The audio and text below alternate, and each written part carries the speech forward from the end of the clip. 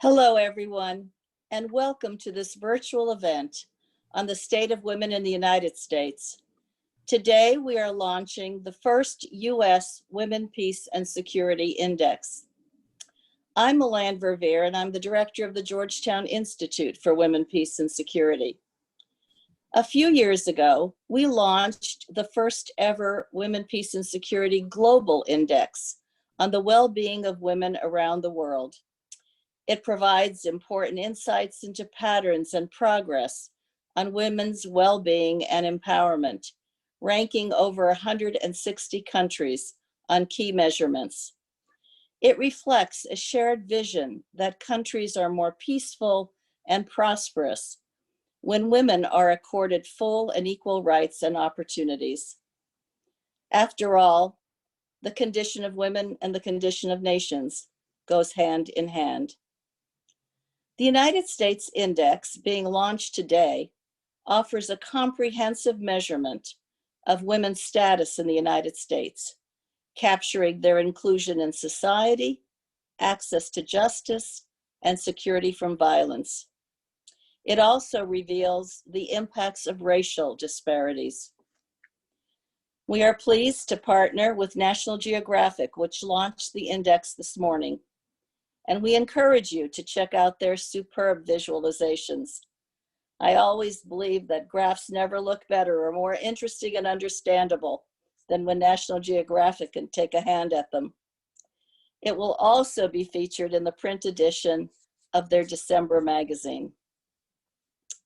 We will now discuss our key findings, the areas of progress, and the significant gaps that remain.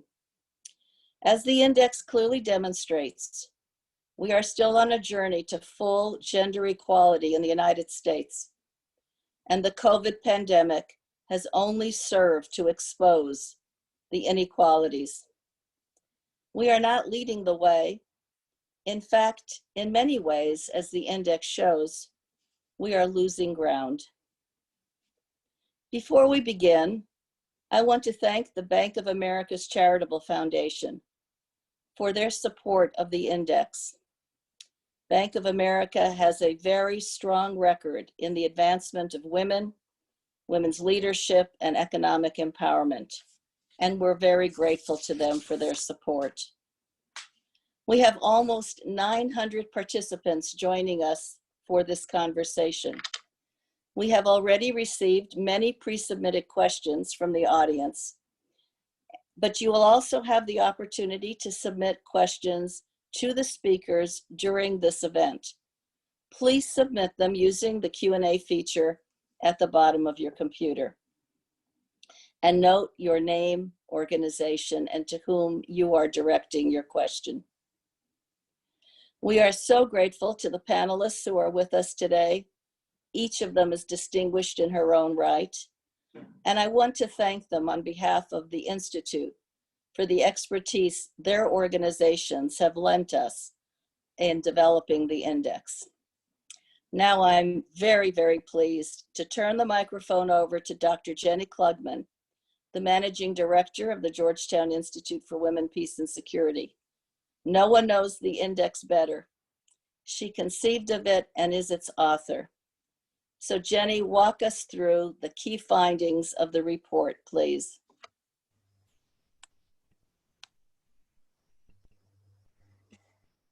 Thanks, Milan, and to all of you who have joined here today. As Milan already mentioned, the index we're launching was inspired very much by the global index that we developed jointly with the Peace Research Institute of Oslo and updated in 2019. We cover almost 170 countries around the world, but I thought, why not try and do the same for the US? So in the next 10 minutes, I'll cover the structure of the report and the index, the state rankings, key findings, and the biggest gaps, as well as selected insights from our new survey. I think it's useful to start by showing exactly what is inside the index. We capture 3 dimensions of women's status, namely inclusion, justice, and security. And each of these is measured by 4 indicators for a total of 12. All the data that we use comes from reliable public sources and is for the most recent year available. The indicators are equally weighted and the potential scores range from 0 to 1. I hope that you've all downloaded the report by now.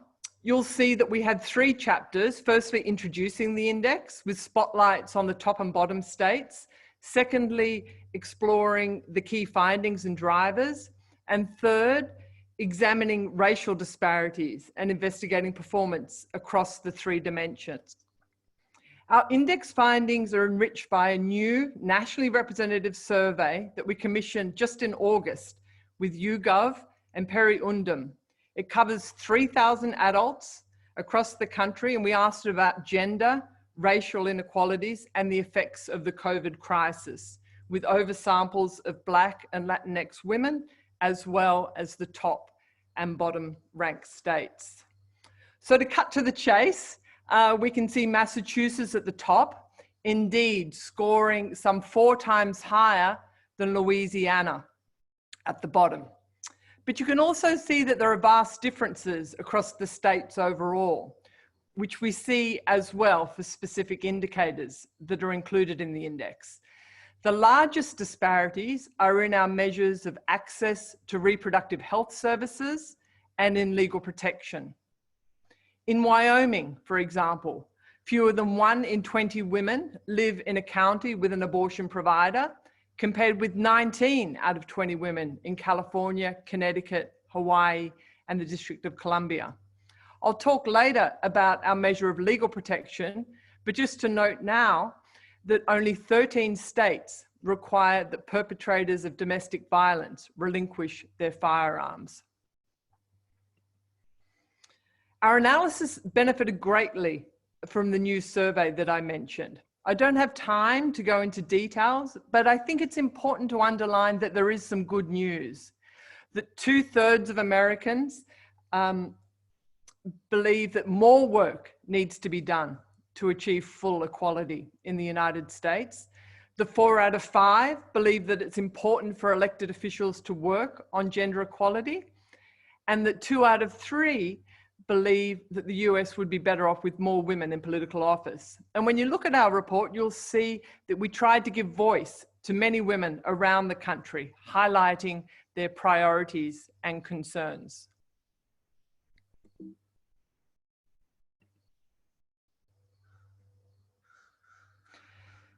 We asked the question, what does gender equality look like to you? And the results are portrayed here in this word cloud. The respondents most often cited equal pay, equal opportunities, and the absence of sexual harassment and domestic violence as key. Our survey also highlighted the importance of affordable childcare, a need that of course has been amplified by the COVID crisis. When we look to the map on the next slide, it will come as no surprise that there are clear patterns in regional performance. Most obviously, the 6 states in the Northeast are all among the top 10. All 5 of the worst performing states are in the Southeast. But location is not a sole determinant. You can see, for example, Colorado that ranks 14th overall, while Utah and neighboring Wyoming do much worse. The next graphic that we call traffic lights shows the relative performance of each state for each of the 12 indicators. And a key finding here is the unevenness of performance. Indeed, New Hampshire is the only state that ranks well in the top 2 quintiles across all the indicators. It's the only one that's green all the way across. And more generally, we see that even states that rank highly have work to do on at least some fronts. For example, Hawaii, Illinois, Oregon. North Dakota, which comes in at 20th, does well on women's employment, but very poorly on political representation and access to reproductive health services. Turning now to security and justice, which are key innovations of our new index. In our survey, almost half of women said that they felt unsafe because they are a woman, frequently or sometimes in their daily life. And you can see here the quote from an Hispanic woman in Texas describing that fear. We also include rates of annual intimate partner violence, which are highest in South Carolina and Kentucky. Indeed, their rates of 11 and 10% are comparable to the rates reported in Mexico and Azerbaijan. But here I also need to call out data constraints. State-level data on IPV hasn't been collected in over a decade, and that highlights the urgent need for better monitoring and information. Turning now to legal protection. We selected a number of indicators here in consultation with experts and advocates working on this important front. We chose 7 indicators to capture the extent of protection in terms of economic protections as well as physical protections. And it turns out that no state in the country had all 7 in place, although Oregon came the closest with 6 out of 7. At the other end, 6 states had 0 protections. And let me just list those. You can see them as well in the slide: Arkansas, Kentucky, Louisiana, Mississippi, Missouri, and Utah. And you can see the lack of protections listed on the slide here. Not being required to relinquish firearms in the case of domestic violence, mandatory in-person counselling prior to abortions, and no assurance of minimum wages above the poverty line. The upshot here is that the federal government needs to act urgently to advance women's rights, not least to ensure these minimum protections that are currently lacking in far too many states. Turning now more directly to sexual and reproductive health, which is a core component of justice for women. Our survey found overall very strong support, with 65% of adults believing that access to abortion is important to women's rights. But you can also see from this graph developed by Perry Undum that there are major differences. Democrats and Latinx women are much more likely to support these rights. On the other hand, roughly 2/3 of Republican men and women do not believe access to abortion is important to women's rights. So what explains these findings? On the next slide, I just highlight briefly what we learned from our multivariate analysis. States which do better tend to be more urban. We also captured how many years the Democratic Party had been in control, that is, controlled both houses in the state legislature and the governorship out of the last 20. That was a significant factor, indeed the most significant factor. And richer states tend to do better as well. At the same time, while money matters, it's not the whole story. And this graph here shows in green the states that do much better in terms of income relative to their ranking on the index. By way of contrast, there are states like Wyoming that ranks 34 places lower on the index than its per capita income rank. To political representation, which I know is an important area of interest, we find that the share of women in the legislature varies greatly across states. There's only 1 state currently with parity, and that's Nevada. 7 states are below 20%, ranging as low as 13% in West Virginia. You can also see here from the graph on the right that the vast majority of the women in state legislatures are affiliated with the Democratic Party. And here I need to call out the great work of Debbie's Institute in collecting data which enables us to track this important component of women's rights. The next slide just shows that there again was strong support for more women in political office, particularly among Democrats and Black Americans, as well as Latinx women. Turning then quickly to the important subject of racial gaps. What we do in the report in chapter 3 is investigate major disparities by race across the different indicators. These are largest in the inclusion dimension, particularly representation in state legislatures as well as college completion.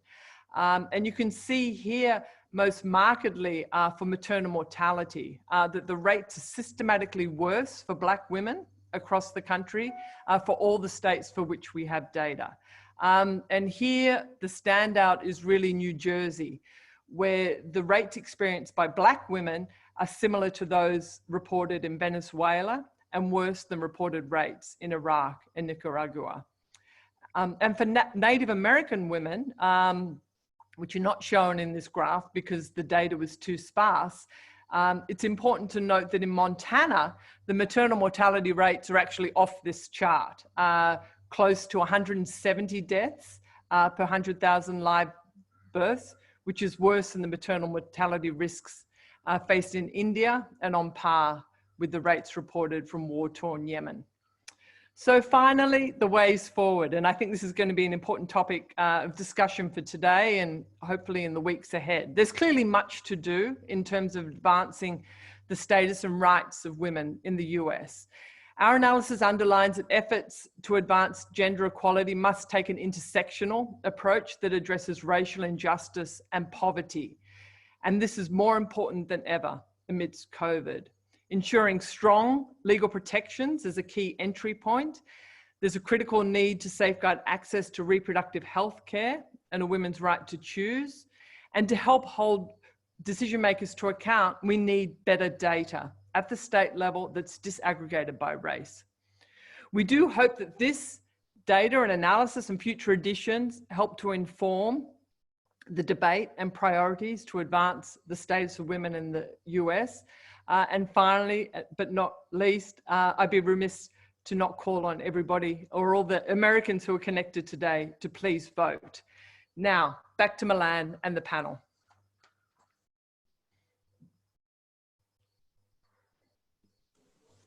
Thank you so much, Jenny. And I'm eager, as I'm sure our audience is, to now listen to the discussion among the experts we have with us. I'd like to begin with Susan Goldberg, the editor-in-chief of National Geographic. She has had a very distinguished career in journalism and is the 10th editor and first female editor of National Geographic magazine since it was first published in 1888. So she herself represents progress of the kind that we would all encourage. Susan, thank you so much for joining us for National Geographic's participation in this.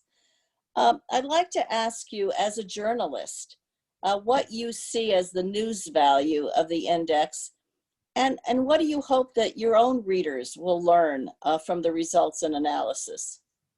Well, thank you, Milan. I really appreciate National Geographic being able to take part in this.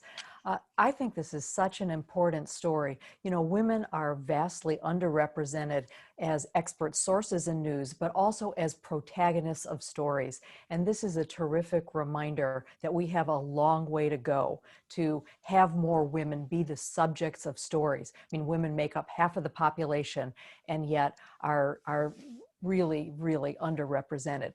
What I think this state of women does, just as the state of women globally did for us last year when we ran that index, is this provides a roadmap for all of us to know where to look for important stories that we need to tell. So whether we're going to go to Mississippi and Louisiana, the lowest two states on this index, to look at the problems there with violence against women and maternal mortality, or we're going to go, you know, up to Connecticut and you know, the other states of the Northeast that have really so much higher rates of participation and equality for women. I think this really can provide that roadmap for us as journalists.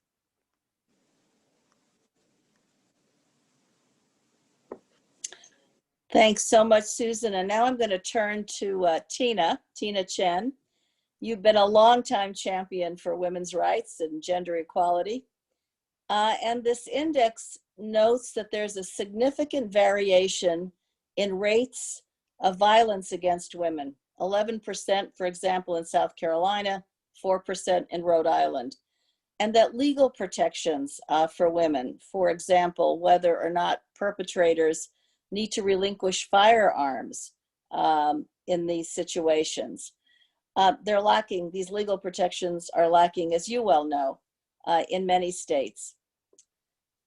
So I'd like to ask you, given your experience, not just at Time's Up, but when you were directing the White House Council on Women and Girls, these are issues you're very familiar with. What do you see now as driving these patterns, particularly in the violence against women, as well as your advice on how something like the index can be used to better educate for solutions, particularly in the states where these protections are so lacking? Oh, well, thank you, Milan. And I just want to congratulate you and the National Geographic for this study. I mean, I've had the opportunity to read through it, and it's incredibly rich in the information that you have there. And I really want to commend you. You know, there's a world of statistics and indicators you could have picked, but I think you were very smart on the dimensions that you picked, and it's understandable, and it does provide a roadmap.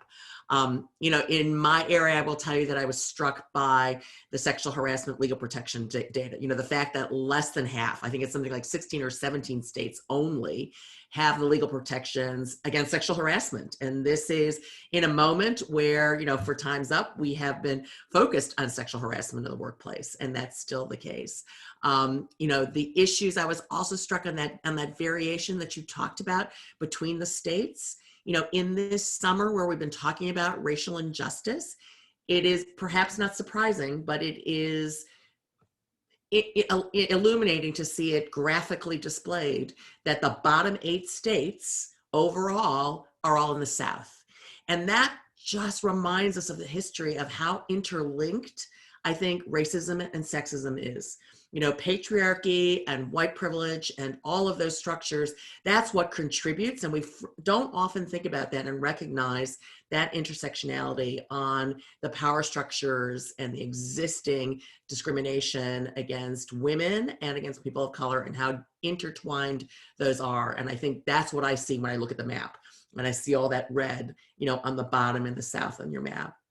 And then finally, I will say, you know, Jenny referenced the fact that, you know, these protections, you know, it shouldn't depend on your zip code, right? Whether you can safely get to an abortion clinic or whether you can safely go to court and get protection against the perpetrator of domestic violence and with assurance that he won't be able to get a gun to come after you. You know, it shouldn't depend on your zip code, whether you've got protections against sexual harassment in your workplace. And yes, we see this. We see it graphically how strikingly different women's lives are simply depending upon where they live. And so, yes, congressional action is going to be necessary to give us national standards. You know, as you know, we are the only industrialized nation in the world without a national paid leave policy or even sick leave, and we're in the middle of a healthcare crisis and an economic crisis. But it also tells me that on something like reproductive rights, we may be having to fight this out state by state. You know, if what happens, you know, the idea that the federal courts will give us national policies that cover us across the board is in probably changing and in danger of not being, you know, the vehicle for change that we have relied on the federal courts to be. And so that means it is state by state. It is something we're going to have to pay attention to. And I want to again thank you for giving us this roadmap, you know, on seeing where the states are. And I would say, Susan, it's not a choice between the Northeast and the South. This is a choice to go everywhere, right? It kind of gives us the map for what we have to do everywhere. And I finally want to echo Jenny's comments is that how we go everywhere, how we address these issues is a matter of voting, right? We are 26, 27 days away from November 3rd. No matter, you know, what your political persuasion, you know, if you are in the United States, if you're an American living abroad, now is the time to vote. And I urge everybody to do that. So thank you. Thank you for including me. And thank you for this incredibly rich set of information for all of us to use. Well, and thank you so much, Tina, for your work at Time's Up, because it's time we tackle this issue once and for all. And now we're going to turn to Dr. Nicole Mason, who's the president and CEO of the Institute for Women's Policy and for women's policy and research. She's a leading voice on pay equity, on economic policies, and truly research on so many issues impacting women. So Dr. Mason, I'd like to ask you, through your work at WPR and also much more broadly, you've been a leading advocate for an intersectional approach to gender equality. And recent estimates from your own organization show that at current rates of progress, it would take Black women another 110 years to catch up with the earnings of white men. So our report also highlights the ways in which gender inequalities are compounded by racial injustice for Black women, for other women of color. So what do you think? We need some hope that these trend lines can get better and change so that equality truly can be realized. What do you see as the most promising policy and programmatic approaches, particularly for improving opportunities and outcomes for minority women around the country? So first, I want to start out by thank you all for pulling together this really amazing data-rich report, especially in this extraordinary moment where we need all the tools to really think about how we move forward, how we build back better, create new systems and institutions. So, I think this report, this index is a tool that organizations and advocates will be able to use to make the case for some of the policies that we need moving forward. When I think about the statistic you gave about closing the pay gap for Black women, and for women in general, it'll take 40 years. For Black and Latina and Native and Indigenous women, it'll take more than a century. And I just want to put that in real terms, especially for me. I have a 10-year-old daughter. And what that means is if we don't do anything to accelerate the closing of the gap, my daughter and my daughter's daughter will not see pay equity in their lifetimes. And, when we are thinking about, how do we create policies that are able to encompass the experiences of women of color, we do need a more intersectional framework and approach to policymaking, one that is rooted in the lived experiences of different women. When you look at the index, what you understand, or what I took from it, is that on most of the indicators, women of color rank low or last. So there really is something to the intersections of race and gender, citizenship status, and other number of indicators that make many of these issues, from reproductive health to maternal health, worse for women of color and their families and communities. So when I think about how we might accelerate the closing of the gap, whether it's pay equity, health disparities, making sure that programs are targeted, and that it's about equity and not equality. So we know that the status of women of color across the U.S. is something that is historic and that has happened over time. It's cumulative. So the strategies and the solutions and strategies that we dream up will also have to take into account the historic disadvantage. One of the examples I'd like to give is wealth disparity between white women and Black women and Latino women.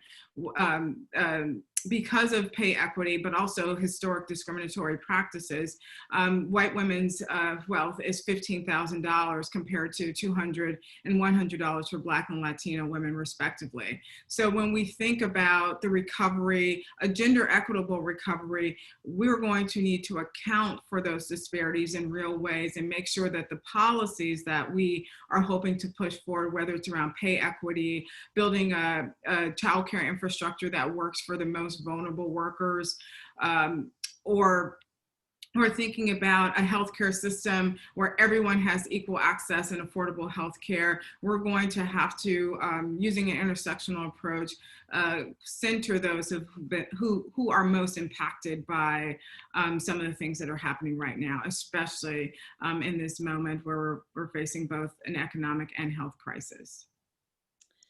Thanks so much.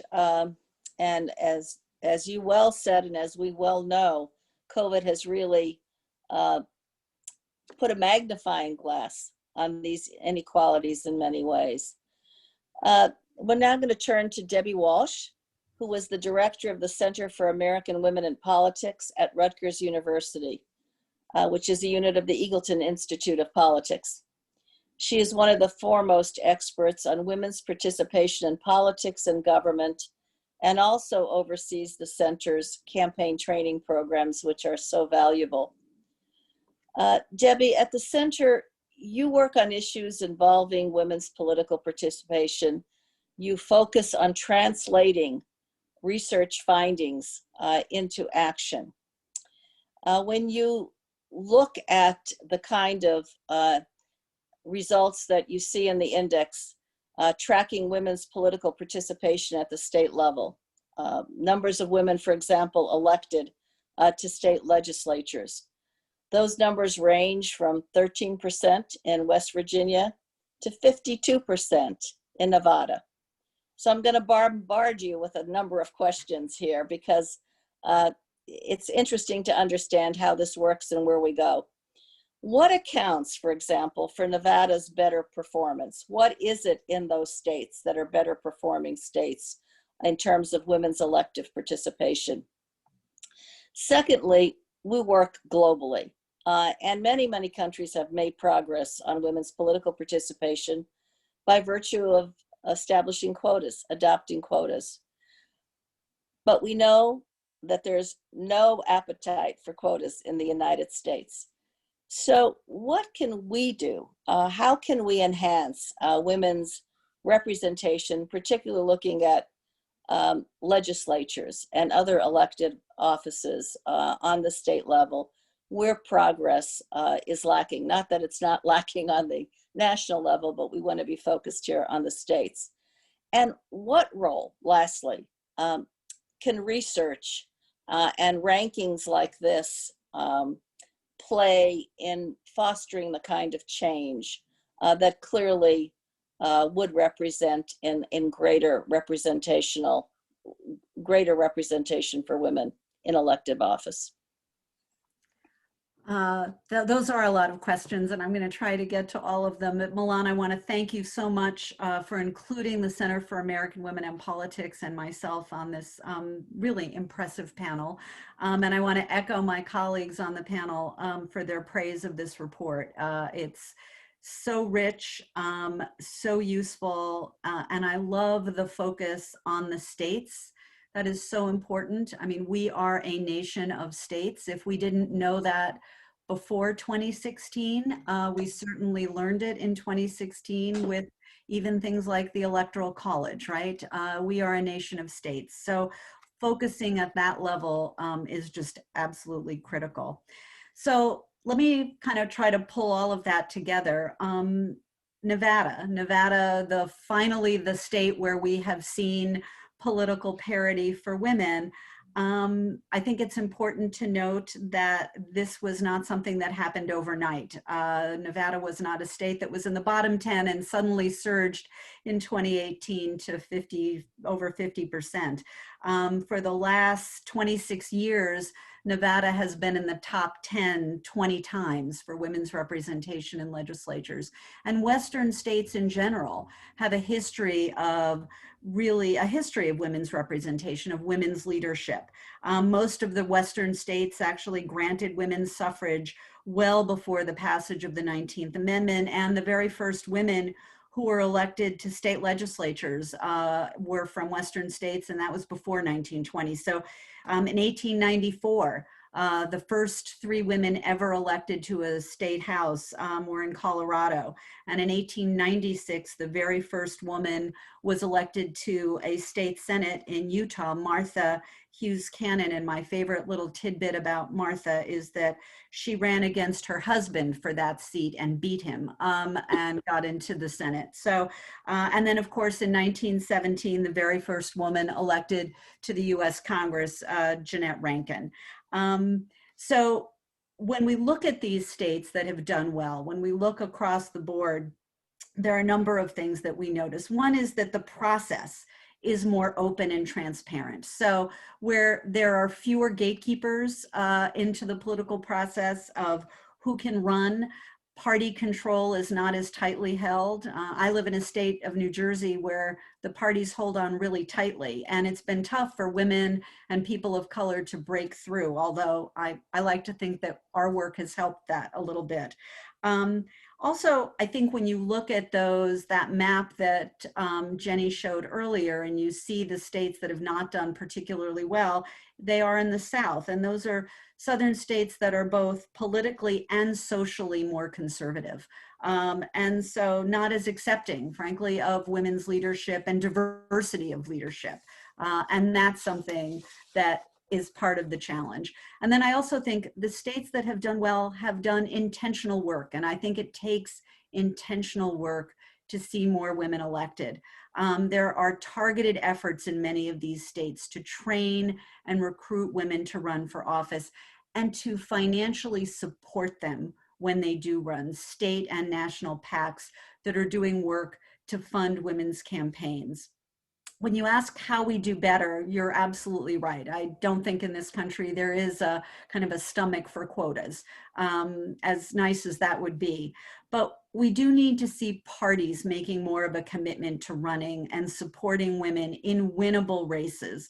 And very clearly, more work needs to be done on the Republican side. Jenny pointed this out when she was speaking and going through some of these numbers. But for example, of the record 36 new women elected to the US House in 2018, 35 of those 36 women were Democrats, only one Republican. This year, nearly half of all the Democratic House nominees for the US House are women, but women make up less than a quarter of all of the Republican nominees. So there is a huge party disparity. We see it at the federal level. We also see it at the state level. In terms of the research and the importance of this research, research, I think all of us who do work in this space as advocates for women's equity, whether it's in the workplace, in healthcare, the research identifies and defines the problem. You can't even see the problem if you don't have those numbers. You can't identify the problem. And those numbers, that data also gives you insights into possible solutions. I see the world through the lens of women office holders and women candidates. So for instance, when I look at the Women, Peace, and Security Index, I really note that 7 of your bottom 10 states are in the bottom 10 states for women's representation in state legislatures. That is not by chance. There's a reason for that. We know that women make a difference in these institutions on exactly the kinds of issues that you're measuring. Issues like equal pay and reproductive health and workplace discrimination and violence against women. And the more women that we elect and the more women of color that we elect, the more of a difference we're going to make and the closing of some of these gaps that can happen. And hopefully, Nicole, your number of 100 years is so unbelievably disheartening. I hope that with more women in office at every level, and particularly more women of color talking about these issues, we'll see it change a little bit sooner than that. So I'm going to stop there. Thank you. Well, thank you, Debbie. That was very, very useful information. We're now going to turn to our audience and their questions. I'm going to ask our colleague, Allie Smith, to present the questions to us as they come in. Allie? Yeah, we've received a number of questions, so we're going to kind of group them by category. The first one here is on gender norms. How do gender norms drive the disparities we see across different states? How can we overcome these entrenched norms, especially on the local level and also in terms of political participation? And we'll put one more question in there so we can do 2 at once. On backlash, do you see backlash against women's rights in the US? What accounts for that, and what strategies are most effective for pushing back? So who wants to answer? We don't need everybody to weigh in, but where you're comfortable weighing in, please do. Who'd like to go first? Tina? Well, I'm happy to talk about gender norms because we're in the middle, actually, of talking about gender norms right now in this election. One of the things we have been doing at Time's Up since August is running a project called We Have Her Back, and that is to watch for racist, sexist, misogynistic coverage of women candidates in this cycle, especially talking about, the VP nominee in the Democratic Party. And we've had Edelman Data and Intelligence, running a effective war room watching for all the coverage every day, since the announcement of Senator Harris. And we just issued a report this week, in advance of the VP debate that showed comparing the coverage of Senator Harris in the first 2 weeks after her announcement against the Pence and Kaine, I keep doing that, Pence and Kaine, nominations 4 years ago. We find that 25% of the coverage used openly racist and sexist terminology to talk about Senator Harris. In addition, 2/3 of the coverage, even if it wasn't openly racist or sexist, 2/3 of the coverage talked about her race or gender, as compared to 5% from 4 years ago of the two white men, which tells you two things. One is those gender norms, that's what we're fighting against. The 5% says we normalize white men running for this office, while we think it's highly unusual for a woman of color to be doing this. And if we're spending 2/3 of the time talking about her race and gender, we are not talking about her qualifications and her positions on issues and beating down those gender norms. And that's what persists in our culture. And we're fighting this in the political realm because it affects, this discourse does not just affect how we see women in politics. It affects how we see women in business. It affects down to the level of a woman who's trying to become the manager of the restaurant she works in someday, and how the owner of that restaurant thinks about her leadership. And so that is, the questioner is right. Gender norms influence all of this. It's pervasive. And one of the things that we have to do is fight against them in the media. When they come up, it's part of the tactics that we need to employ, in addition to changing laws and running more women for office, and working on the specific policy issues. Oh, thank you for taking that down to the granular level in terms of implications.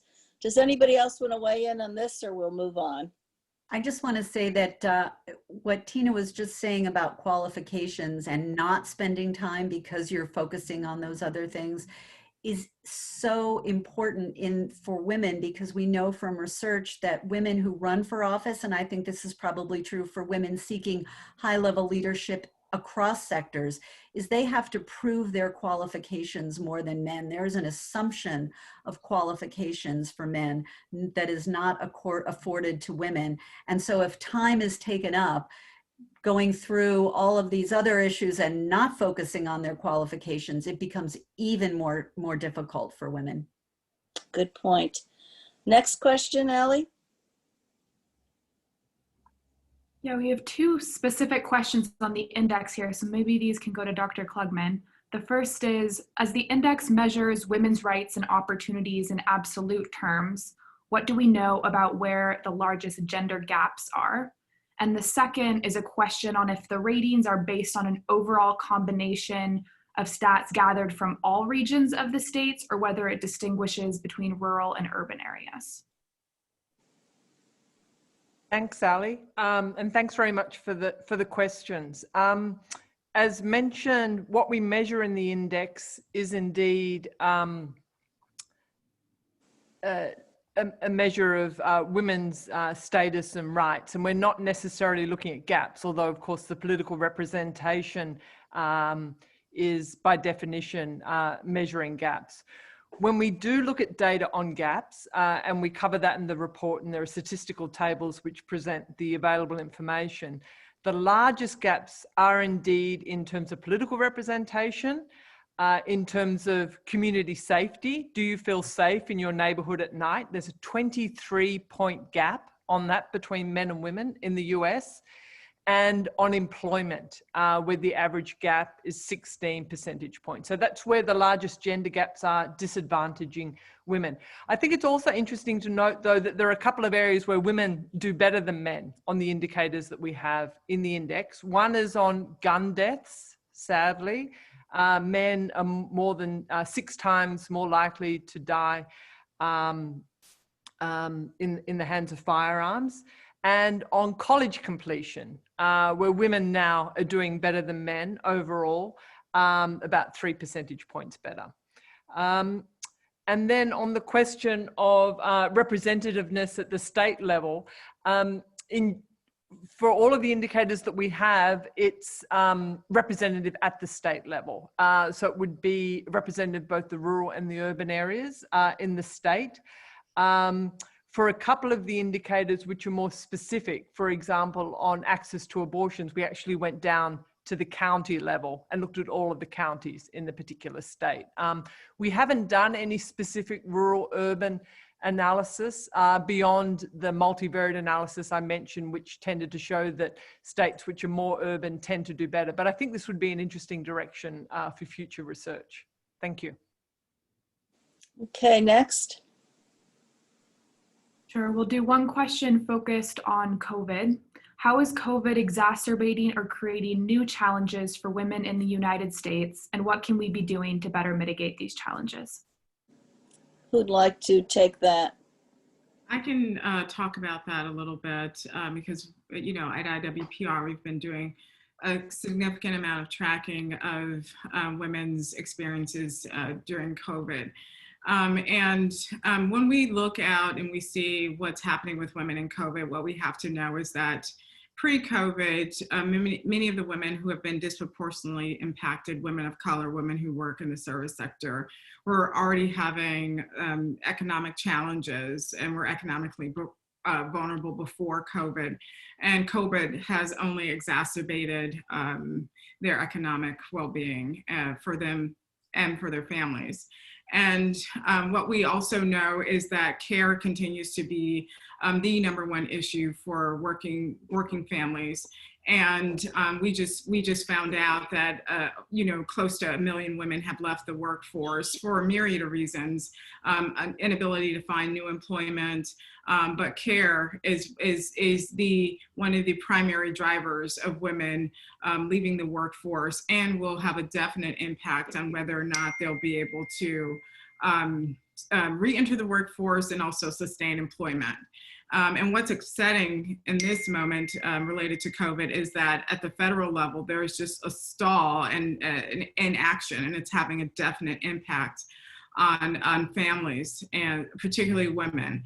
And we don't have a strategy for schools and, sorry, there's a lot of beeping going on here, schools as well as daycare. So COVID, you know, I'm optimistic just because I believe that in this moment we have an opportunity to reimagine an economy and healthcare system and a childcare system that works for working women, and we haven't had that opportunity in, I would say, at least 3 or 4 decades. And so it's a lot of work, and we need some short-term and long-term fixes in terms of thinking about a real recovery, and specifically a gender equitable recovery. Well, and we certainly now see the urgency of that because of COVID's impact. I think we have time for perhaps 1 more or 2 at most. Allie?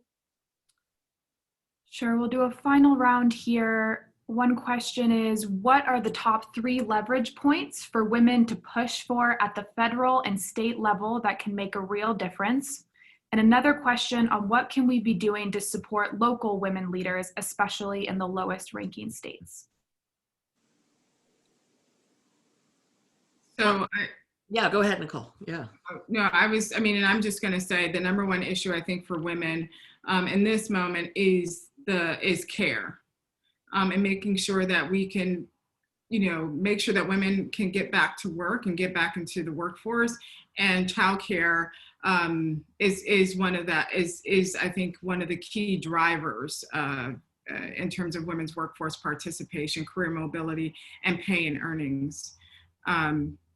I'll stop there and I'll let Tina talk about some other levers. Well, you know, I want to piggyback on it because I think it is, you know, we're seeing, as you point out, Nicole, this huge caregiving crisis. And the opportunity is, you know, after, I am assuming, as we head into November and then certainly in January, depending on what the results of the election are, that there will be the opportunity for a new major Recovery Act, like we saw in 2009. And I think it's really critical to, in that Recovery Act, actually push for as expansive a structural change, not an emergency change, not a short-term fix on these issues like caregiving and paid leave, and equal pay, all of which are interconnected, by the way, to what is excluding women from being part of the recovery. It's the opportunity, to Nicole's earlier point about a major structural change. We all need to be pushing to make sure that what goes into the Recovery Act that will happen in the first part of 2020 is one that actually addresses those structural issues once and for all, right? Gets us a national paid leave policy that we've never had before. Reimagines caregiving, not just as child care, but as elder care, as self-care. Reimagines it also as an economic driver, because if we invest in caregivers and give them more pay, they will actually be stimulus to the economy, as well as stimulating this essential piece that was required to get workers back to work. And then similarly to the answer on the state level, we all need to actually support women leaders in local issues like school boards, county commissioners, that pipeline. Quite frankly, the people who don't care about women's issues have done this and populated those elections and those positions for years, which is why on those who oppose women's issues, you see a pipeline, and they've had it for a long time because they focus and they show up when they vote. No matter if it's dog catcher up for an election, those are the voters who show up to vote, which is why also, just to end where I ended the last time, everybody needs to vote, and they need to vote up and down the ballot, not just for president, but down the ballot, because the down ballot races are critical to making decisions like what do the police look like? What do your school investments look like? What do your local healthcare rules and investments look like? How is your local health authority actually addressing COVID right now? That's all made by local decision makers who have to, be supported, and we have to run women for those and support the women who are there. It's so. I was going to just say I second and third and fourth that because when we look around this country and globally, who have been the leaders that have been the most successful in the midst of this crisis, who've done the best job, it's been women. And so across the board on all of the issues that we care about, those women's voices need to be there, and we've got to support them in every way we can. And that includes not just voting for them, but contributing to their campaigns. Jenny, go ahead, Susan. Sure, I was just going to add that from a storytelling point of view, I think, all of us have seen, as we've been home for 6 months, how much every weak link in our society has been exploited by COVID, and all of our problems have been thrown into high relief. I think we've got such an opportunity here as journalists to really shine a light here on what is working, and even more important, what is not working and what hasn't been working, because we have seen these problems laid bare, and many of them are problems that land at the doorsteps of women more than anybody. And this latest story with all of these women leaving the workforce, and you can see why every single day on the Zoom calls that all of us are on, with all of the kids running around and these women not really having another way to cope with it. So I just think all of us as storytellers, whether it's at National Geographic and looking around the world and across the United States, or down at the local level of what's going on in specific communities, everybody has just got to work from a journalism perspective to tell these stories, because we can make a difference if people really know what's going on and if there's a drumbeat of coverage about these problems. So well said. Thank you, Susan. Jenny, did you want to put a period on all of this? Well, I think it's been a fabulous conversation and lots of, I think, important directions, not only for future research, but also action at the local and state levels, as well as nationally. And, we look forward to continuing the conversation. Please do download the report and share widely. And thanks again. I just want to add that, it's so interesting for me to listen to each of you talk about the impacts of COVID, because for so long we've been trying to get action on childcare, trying to get action on leave policies, and these have been viewed as marginal issues. but they go to the heart of our economic vitality. They go to the heart of how we live our lives.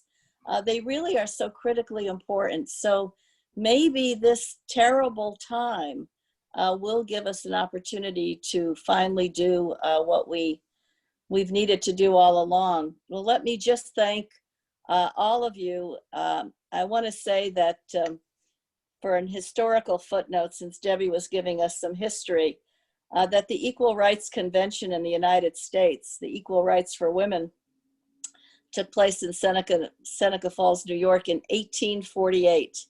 And clearly we're still on that journey for equal rights in the United States, but also around the world. Some of us have made more progress than others. Some of us are farther behind, but we're all traveling together and we're all on that same road. And it strikes me also that we're marking the 25th anniversary of the Beijing Conference on Women. That brought up so many of these issues, women's rights as human rights, and we still have some distance to go on those issues as well. So I hope, if anything, that no matter where you live in terms of our viewers, that you will continue to work to accelerate progress for women and girls around the world. Thank you again to the wonderful experts who have gathered with us today and shed really a lot of light on these issues. We owe each of you a debt of gratitude for what you do every day, for your dedication and commitment. Thanks to our viewers again. Everybody, please stay on this journey and do well and ever onward. Thanks so much. Thank you.